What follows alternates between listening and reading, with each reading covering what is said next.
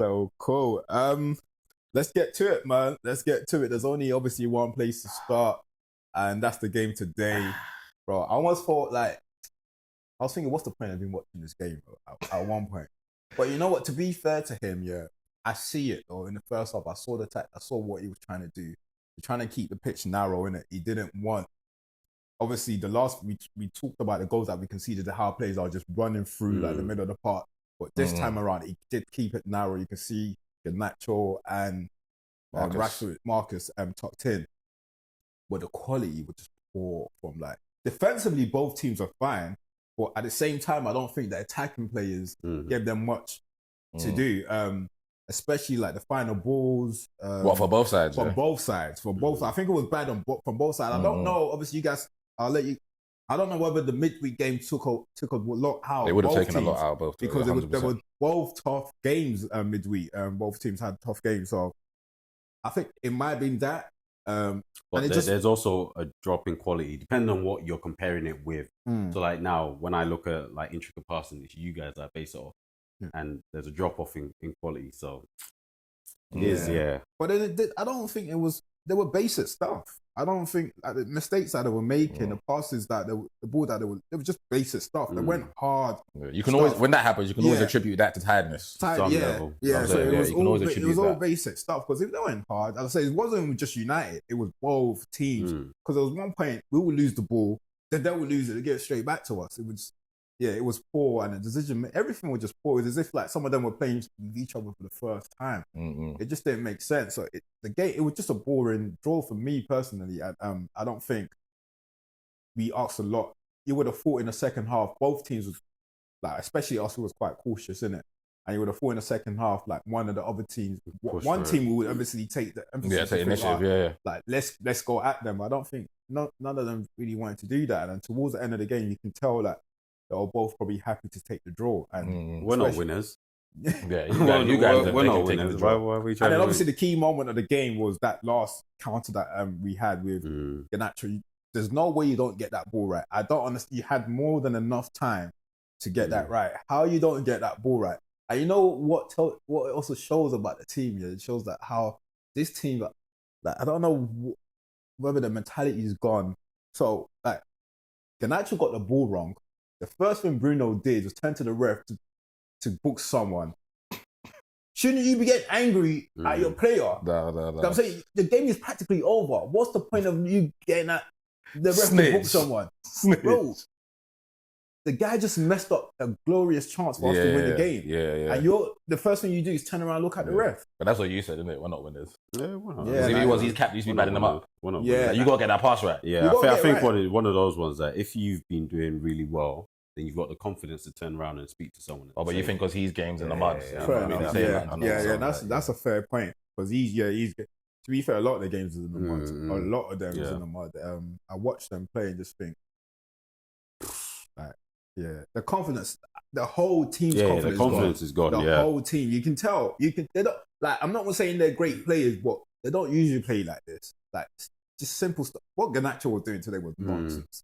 Everything he was doing today was absolute nonsense, bro. Like, I think that even Bruno, the confidence is in the mud. Garnacho's probably one of our better players at the moment. So it's in the mud. And that's saying something. Saying something. Yeah. Well, look, just taking it back a bit. When you saw the lineup, I obviously shared my thought. When you saw that he's taking the two centre backs off, what was your thought? I was confused. Because for me, it's if you have a bad game, right? So if he says during the week you guys were bad, ultimately by making this change, you're telling me that the people that you're bringing are better than the people that you've just taken off. Maybe not better, but they can do a better job. So maybe he doesn't think Evans and Maguire are better than the Martin, but they can do a job for him in this game. But then I find it hard. Yeah. I find it hard in isolation to say, or find where they say that these guys can do a better job than the ones I've just taken off, especially where they're your better defenders. You get me? So I was very confused. Yeah, I was very confused. Yeah. Obviously, they had a nightmare on Thursday, but who does that? If Gabriel and Saliba have a bad day, do you drop them? And do you drop both of them? Yeah, yeah. It's a bit cool. It's a bit cool. It just confused me. It confused me.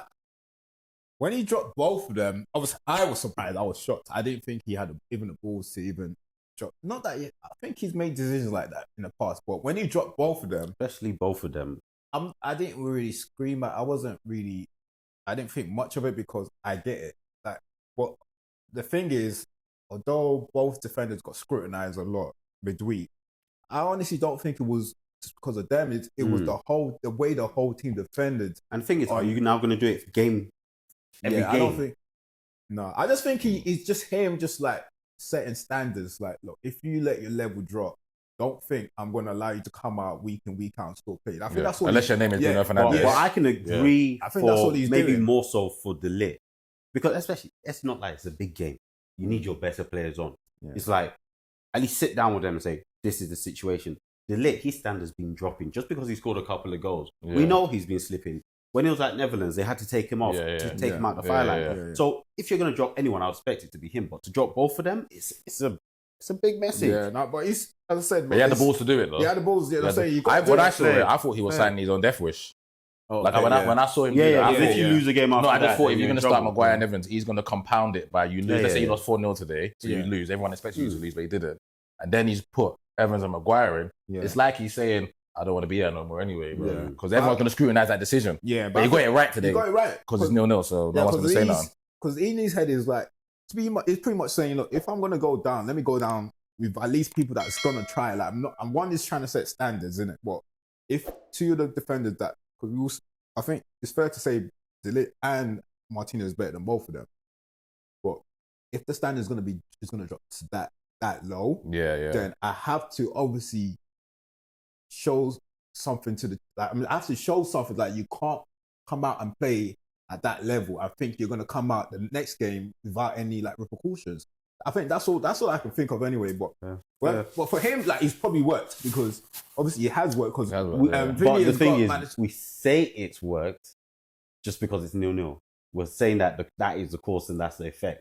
But we also said Villa play shit anyway. So it's quite possible that the other two would have been 0-0 anyway. No, but it's possible. I'm not saying it's definite, but it's possible. It has worked. Because if we did consider, I heard what you're saying. We can't say for this definitively. In this situation, is like one of the two players that you put on one man of the match, and both of them were playing well until like Maguire got injured, and because it was a defensive game really. Yes, the attacking players were poor, but at the same time, we've lost to worse teams before.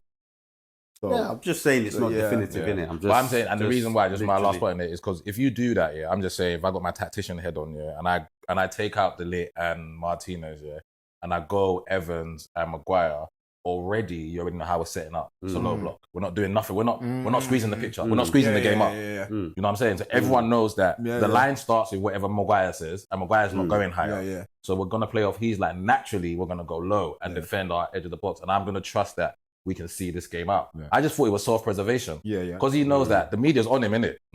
Especially Porto 2-0, I'm sure we're touching that game. He's gone into self-preservation. I've been an Arsenal fan. I've seen us go to certain stadiums. I've seen Wenger do it and just listen. As much as Wenger's mad and wants to play our football everywhere, we're gonna have to leave here with a point. You know what I'm saying? So when he goes Maguire and Evans, if I'm a United fan, I already know, what come here to stink up the joint.